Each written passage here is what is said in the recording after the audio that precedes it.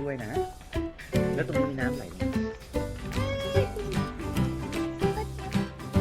ปลาจะอยู่ในน้ำนะใครชอบปลาสีอะไรเป็นเลือกเลยนะครับตรงนี้คือศาลาอันเนี้ยเดี๋ยวเวลายุคุณยายทำอาหารให้ทานนะนี่ทำสายฟ้าจะมาทานอาหารตรงนี้ครับทานเสร็จปุ๊บเราวิ่งลงน้ำนี่ ปังเหรอ